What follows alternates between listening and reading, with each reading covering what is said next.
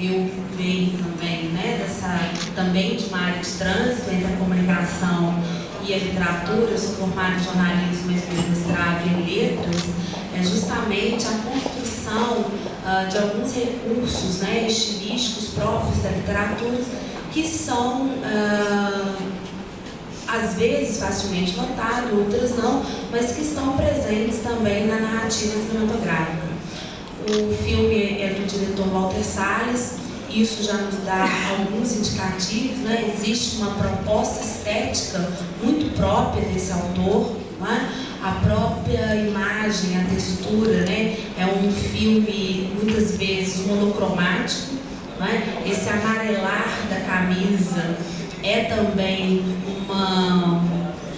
uma espécie de simbologia que está muito relacionada à própria paisagem árida, né, do sertão. A história desse sertanejo, ela é muito próxima também, não só, né, do livro em específico que originou o filme, mas também de outros livros da literatura regionalista, né? É possível nós percebermos aí algumas características, né, alguma intertextualidade também com autores como Graciliano Ramos, né, com a obra Vidas Secas. Então eu acho que essa intertextualidade ela é muito maior. Ela não diz respeito apenas ao livro homônimo, mas também a toda uma vertente da literatura brasileira que foi chamada em determinado momento de literatura regionalista. É um filme que, e aí para falar de uma forma mais impressionista, é um filme que nos dá um nó na garganta, né? Às vezes o balançar ali das personagens da gangorra, o próprio movimento circular da garota na corda, são movimentos que não só antagonizam, né, com os demais movimentos circulares, mas são movimentos que nos deixam o espectador, inclusive até com uma certa vertigem. Assim. É um filme denso, é um filme com alguns elementos também de tragicidade. Nós podemos ver ali em determinados momentos resquícios de um recurso, né, narrativo muito presente nas narrativas de herói, né, que é a jornada do herói. É um filme que muitas vezes consegue materializar o próprio processo de criação, né, da narrativa, não só cinematográfica, mas também literária. Isso é muito importante frisar, que a metalinguagem ela está muito presente nesse filme. E, por último, eu vou falar da criação de 3 planos, né, que muitas vezes se confundem. Né? Você pode perceber que neste filme há a configuração de um plano da realidade, um plano da memória e um plano da própria ficcionalidade. Tá? Bom, gente, eu gostaria que vocês também né, participassem, se vocês quiserem interromper a minha fala com perguntas, com questões, isso seria muito produtivo. Bom, vamos lá. Falando, né, dessa questão da criação dos planos, né?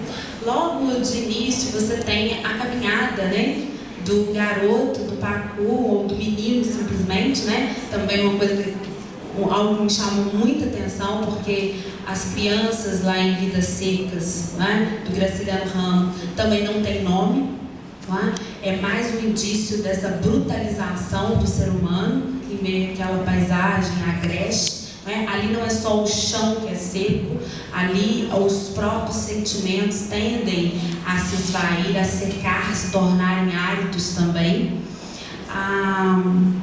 Esse contar, né? Essa história que o menino se propõe a contar é a história dele, mas é também a história que ele cria para apaziguar a sua própria história de vida. Isso é muito interessante, porque o garoto, através, né, ao ter contato com este livro, ele consegue, vamos dizer assim, uma espécie de passaporte, né, para a abertura, para a criação mesmo, para o desenvolvimento e a materialização do seu imaginário. E ele é o elemento, né, de mudança. Obviamente ali a cena, né, o protagonista ali é o irmão mais velho, é o Tonho, mas ele é o responsável, ele é o divisor, vamos dizer assim, de águas desse filme. É através da, vamos dizer assim, da ousadia dele de romper com aquela tradição, com aquele ciclo, né, de gerações que estão ali sempre a caminho da morte, né, ou eles toda vez que eles caminham, ou eles estão a caminho de matar ou de morrer, não é? Ou eles estão ali buscando a sobrevivência, vendendo a rapadura, não é?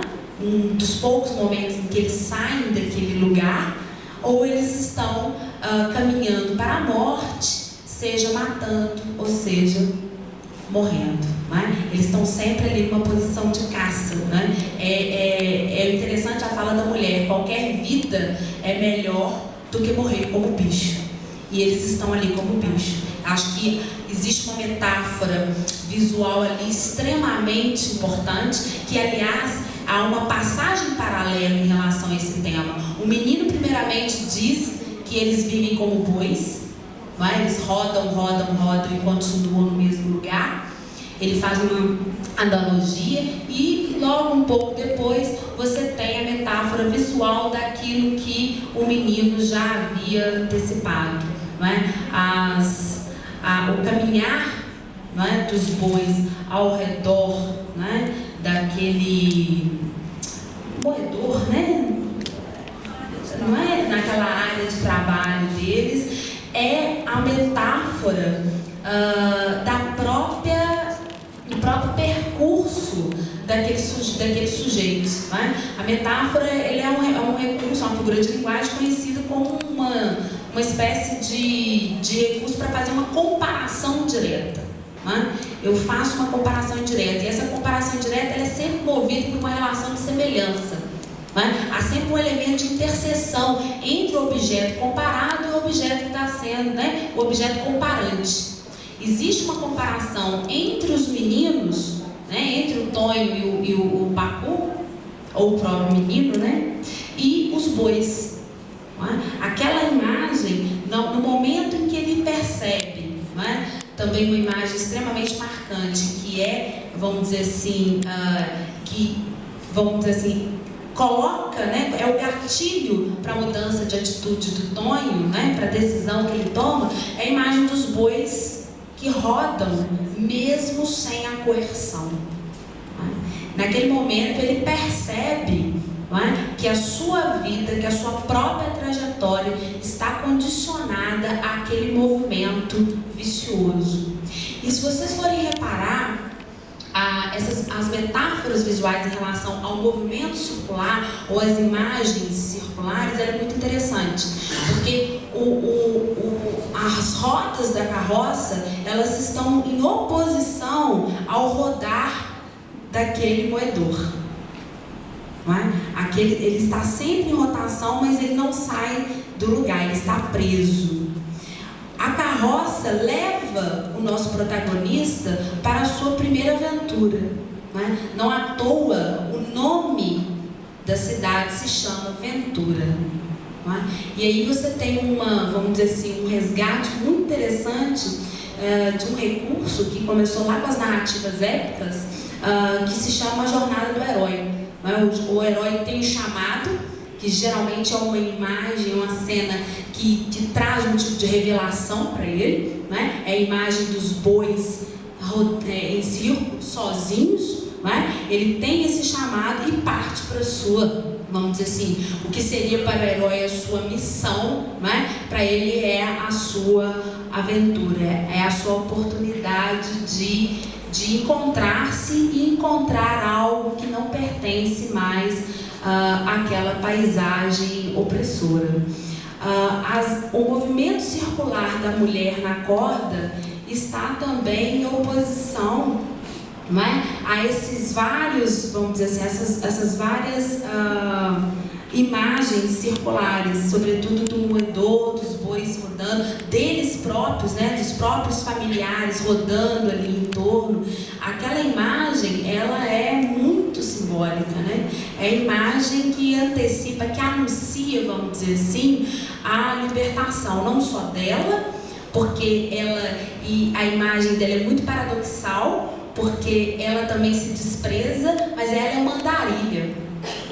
Ao contrário de Tonho e de Pacu, ela é uma mulher que está sempre na estrada. Ela não tem um lugar, não se sente pertencente a um lugar.